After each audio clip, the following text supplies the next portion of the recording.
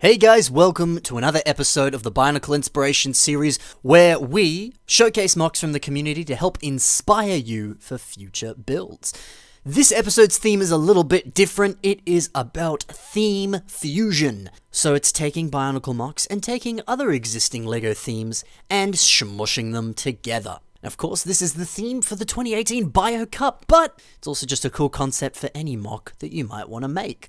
If you're one of the people who made it into the next round of the Bio Cup, which is round 1, well then, congratulations, and hopefully this can inspire you. But hey, even if you didn't, maybe this might give you some inspiration and might inspire you to build something else. And why not? Even if you haven't made it into round 2, why not, see what you can do, see what you can make. Quick update on the Bio Cup. I will be posting a few more videos. Obviously, yesterday I posted multiple episodes of the Bio... Well, not yesterday. Yesterday and the day before that, I posted a bunch of different Bio Cup episodes that I recorded before round 1 was announced. But we will be having much more of round 1 coverage as well as round... Well... Did it again. I have much more prelim coverage as well as round 1 coverage coming up in a theatre near you. Man, I wish Biss was on the big screen. That'd be kind of cool. I don't know how you'd make a Biss movie, but anyway, I'm getting off track. Let's begin with talking about some mocks that combine various LEGO themes and turn it into a really cool looking Bionicle. So let us begin with the first mock, which is by Elira, also known as Ray, and she built Mecha Babe, Wasp.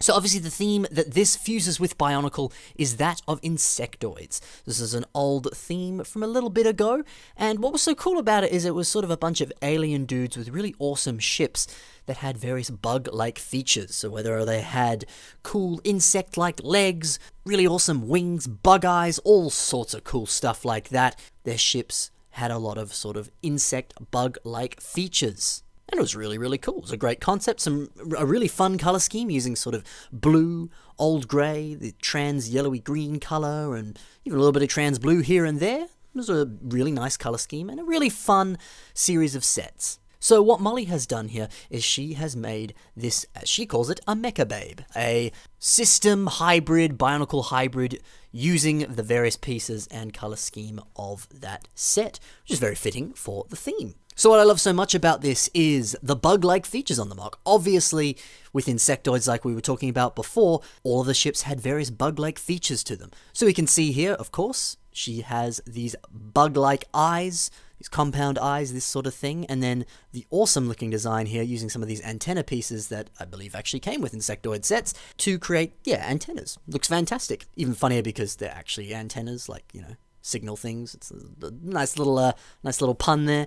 But very, very cool. Nice head design. Looks bug-like and really, really heavily reflects in the Insectoid set. So that's awesome. But the bug features sort of extend even further than that. This leg design here, this sort of digigrade leg design, is really cool. And yeah, maybe it's not entirely bug-like. To a degree it is. But it's at least sort of not specifically humanoid. It implies a sort of, I guess in a way, that insect bug or just creature kind of vibe to it, and it's cool, just that slight change to the legs there, and then even on the legs you sort of see some of those sort of claws on the very bottom of those legs there. Everything just looks insect-like. It really helps sort of differentiate it. For example, if this was just a pure humanoid mock that had the color scheme of an Insectoid mock, it wouldn't necessarily capture the vibe as well.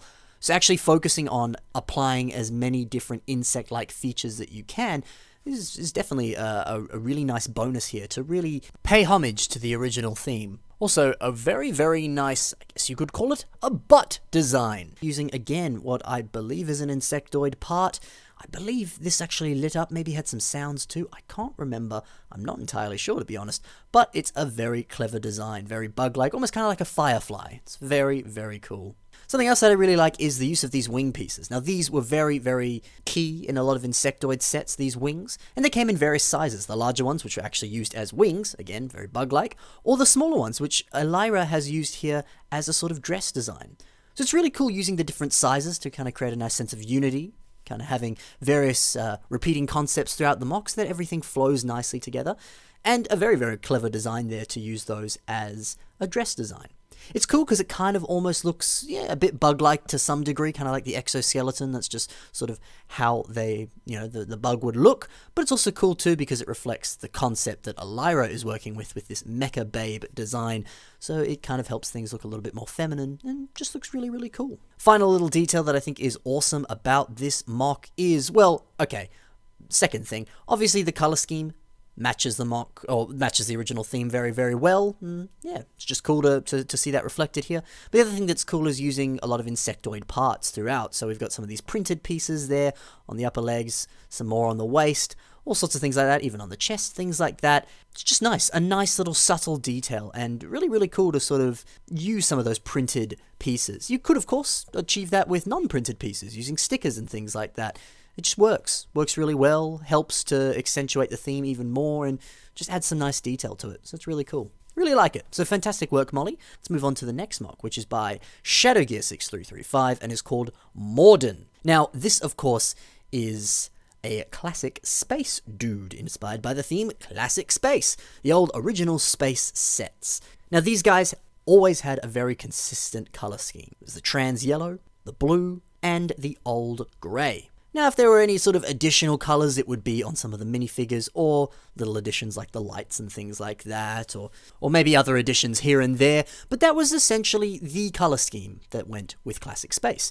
And we see that very much continued here on the MOC. So I think that's definitely an important thing to do, and almost sort of seems kind of second nature to a degree, is to pay attention to the color scheme and implement it in the best way possible. And also to pay a little bit of attention to the color blocking. How is the color blocked in the actual set? Most Classic Space sets, although I say this and you can probably break the rule quite easily, but they tend to have the blue rather, cloaked in closer to the trans yellow, and the gray sort of serves as the other different aspects of the wings and other details, things like that. And most people who build Classic Space MOCs, those system builders, they tend to kind of keep the color blocking in that regard. Of course, rules are meant to be broken, see what you can do, but it's always nice to block things together.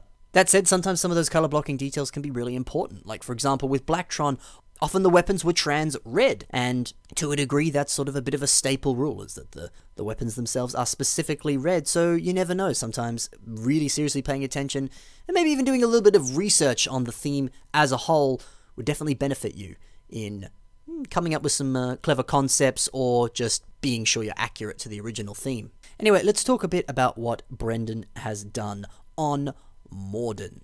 So we can see aspects of the color blocking on this. Things are very nicely grouped together. Sometimes that is a little bit broken, but for good reason, and we'll come to that later. Now, this MOC is more primarily system, but I think that's really cool. You pay attention to aspects like the leg designs, which are fantastic, well-rounded, very smooth, nicely built legs. Or even look at the arms, all sorts of different aspects of this MOC. They look fantastic. And so, for example, maybe if you're building the MOC and you're stuck on the legs or one specific part of the MOC, maybe break out your system and address that, and maybe make that very, very primarily system, but the rest is Bionicle. So definitely a good idea to take a look at some MOCs that are, more primarily system. Maybe take a look at some system mechs, stuff like that. Who knows? They might have some really clever designs or concepts that you can essentially translate and put that on your MOC yourself. Sometimes the easiest solution that you might be looking for isn't actually using Bionicle pieces, and it's using some system. And I think there's some fantastic system designs throughout this MOC here. And even some fantastic structural things as well. Like, for example, if we look at the hips here, we can see that Brendan has used a lot of these mnemonic tubes here to create a lot of the posability throughout the MOC. It's really unique, really cool. So technically doesn't really use any ball joints, and that's pretty cool. One little detail I really like is Morden's little gun. Kind of reminds me of the guns that you might see on one of the Classic Space minifigures.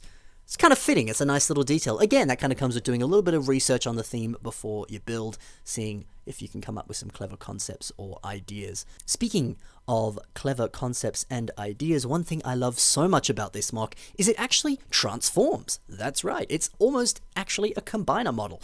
So here it is in its transformed form. And we can see that it makes up a whole series of Classic Space spaceships. And like I was saying about doing some research on the theme beforehand, obviously Classic Space, most of the sets are either rovers, spaceships, or bases. But spaceships sort of seem to be the more iconic thing, and it's a thing that most people tend to build or want to buy nowadays to relive their childhood or those old AFOLs who are much older than us and grew up with this sort of stuff, the spaceships are the staple thing of, well, any space theme for that matter. So it's really cool that it transforms into a bunch of ships. That's very, very classic space of it. Not the transforming factor, more the ships thing, but I think that in itself is really cool and a lovely little addition and a great way to pay homage to the original theme. And it's just a great concept in general to have a MOC that transforms and then all the individual ships come together and make up the various limbs and body parts. And that's really cool. Another thing as well, Brendan is a big fan of Transformers, and you can definitely see some Transformer influence in this. Just the sort of way that things are kind of built and structured kind of mirrors some Transformers to some degree, especially like the torso there. You can kind of more easily make out aspects of the cockpit of one of the larger ships. And I think that's pretty cool in itself. Because yeah, it looks a little bit Transformer-like, and let's be honest, some Transformer designs would make fantastic Bionicles. Anyway, that's about it for Brendan's fantastic classic space MOC. Let's move on to another space theme from another builder called Green Axles. And this MOC is called Ice Planet 2002 Man.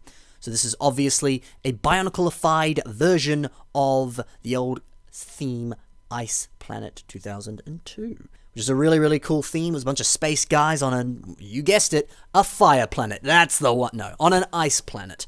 And the theme had this color scheme, a beautiful, beautiful color scheme of blue, white, little bit of black, and trans orange.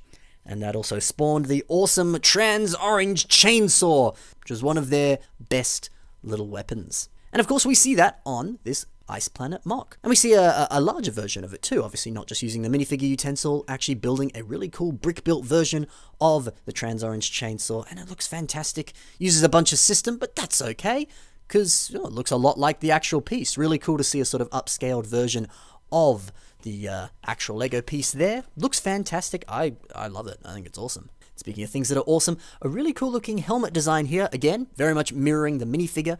And that's actually something that I think is kind of cool about this MOC, is it really heavily mirrors the actual minifigures from the sets. We take a look at this torso here. It's actually very, very similar to an actual Ice Planet torso. The wires very much match how it would look.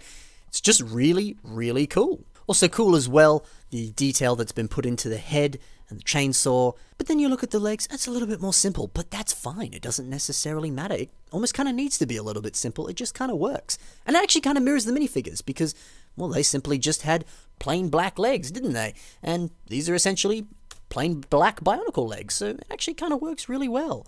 I really like that. So cool to see all the translations from Lego into Bionicle, and really nice to kind of get a little bit of a side-by-side comparison between an Ice Planet minifigure and this Bionicle version, because there's a lot of cool parallels, and it's just nice, especially if you had a little bit of nostalgia with that theme. It's just really cool to see it in Bionicle form. It's just fun. So yeah, cool to almost sort of do an upscaling of the minifigure there. It's a very nice take on the idea of a theme fusion.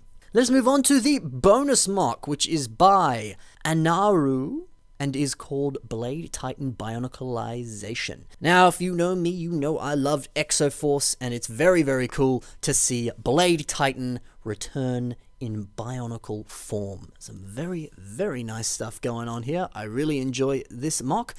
Ironically, I forgot to mention this actually. This was an entry into last year's BioCup, as was the Ice Planet MOC that we saw before. So surprisingly fitting actually. Anyway, one thing I really like about this is just some of the fun reimaginings that have been turned into Bionicle form. Like, for example, the kind of torso area on the mech here, using some of those leg pieces there, really mirrors quite well the old original Exo-Force mech. Of course, here it is, by the way. I probably would have shown you that photo earlier, but always good to have another bit of a look. And actually, that's a good point. While you're building, if you are sort of more heavily mirroring an actual set or various concepts from the sets, be sure to have a few images open and just keep referring to it while you're building, just to remind you of a few things, get a few more ideas, and just to kind of help you out. It's something I always often do. It's always quite a key part of my process, so yeah, something to think about. One thing that's cool too about a lot of the old Exo-Force sets is they actually already had a fair few amount of Bionicle features on them. You know, for example, this shield claw spinny weapon thing uses some Bionicle pieces in some beautiful marbled colors. It's fantastic. Very, very cool to see. So to a degree, some of your work is already done for you if you're turning it into a Bionicle set, or MOC for that matter. They're turning the set into a Bionicle MOC. So that's cool. Now, on that concept of turning a set into a MOC, the judges have specifically said that, hey, guys, it is better if you made an original design using the style of the old theme. More to kind of capture the essence, as it were. But they aren't discouraging you from simply revamping or redesigning an old Bionicle set. They're, of course, more than happy to see you do so. But heck, if you're not doing the Bio Cup, nothing can stop you there. Go ahead, take a look at some of the old Exo-Force sets. Take a look at any LEGO set from the past, or, sets that you used to love as a kid, and turn it into Bionicle form. What a great idea. Sounds like fun. Plus 2, for whether in the Bio Cup or not, what a great idea to just take a look at some of the sets. Maybe you want to revamp one that you really enjoyed. Or maybe you see something that was put in a set and you go, hey, that's a really cool idea.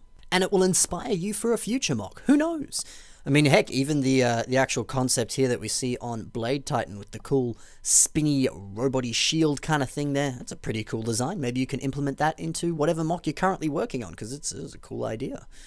So yeah, take a look at that, see what you can learn. Anyway, that's it for 4 really cool theme fusion design MOCs. Very cool ideas here, and a very cool round for the next round of the Bio Cup. We will, of course, see more episodes covering the various entries of the round in the future, as well as a few more from the last round, and some more podcasts and things like that. That said as well, we will, of course, be seeing a lot more of the traditional Bionicle Inspiration Series episodes. Actually, surprisingly, I already have a few in the bank that actually kind of fit with this somewhat well. So you might see those in the future. Cough, cough, pirates. What? Finally made that episode. That's right.